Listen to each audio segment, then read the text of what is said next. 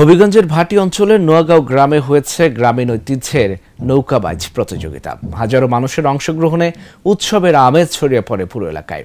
হবিগঞ্জ থেকে সোনিয়া আহমেদ চৌধুরীর পাঠানো তথ্যচিত্রে ডেস্ক রিপোর্ট। হবিগঞ্জের নবীগঞ্জ উপজেলার পানিউমদার ইউনিয়নের নোয়াগাঁও গ্রামে বিজনা নদীতে প্রথমবারের মতো বসে ঐতিহ্যবাহী নৌকাবাইজ প্রতিযোগিতার আসর।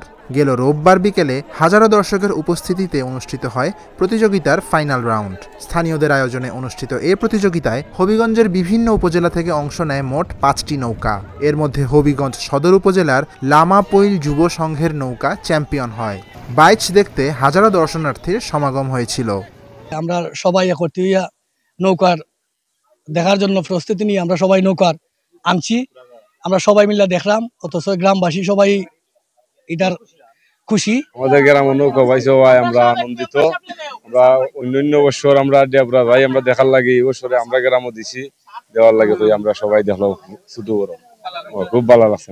আমরা অনেক ভালো লাগে নৌকা ভাই যে আমরা দিছি, সবাই যে আমরা এখানে আসছে অনেক আনন্দিত। আমরা আমার বাড়ি কোড়াগাঁও, আমি এখানে আসছি নৌকাদৌড় দেখতে। আমার এসে এখানে দেখে খুব ভালো লাগছে। প্রতিযোগিতায় অংশগ্রহণ করে আনন্দ প্রকাশ করেন প্রতিযোগীরা। গ্রামীণ ঐতিহ্য টিকিয়ে রাখতে সুষ্ঠু পরিবেশে নৌকাবাইজ আয়োজন করতে পেরে সন্তুষ্টি প্রকাশ করেন আয়োজকরা। তারা বলেন, এই আয়োজনকে নিয়মিত করার ইচ্ছা তাদের রয়েছে। আজকে বাটি বাংলার ঐতিহ্যবাহী নৌকাবাইজ প্রতিযোগিতা ঐতিহ্যবাহী নোয়াগাঁও গ্রামে গ্রামবাসীর উদ্যোগে অনেক দূর দূরান্ত থেকে হাজার হাজার লোকের সমাগম হয়েছে। আপনাদেরকে আনন্দ দেওয়ার জন্য আমাদের এই প্রয়াস, এই আয়োজন। আপনাদের ভালো লাগাই আমাদের ভালো লাগা। আমরা আপনাদের দোয়া আশীর্বাদ ভালোবাসা থাকলে আমরা বছরের বছর আপনাদেরকে এইভাবে দাওয়াত করে আনন্দ দিব।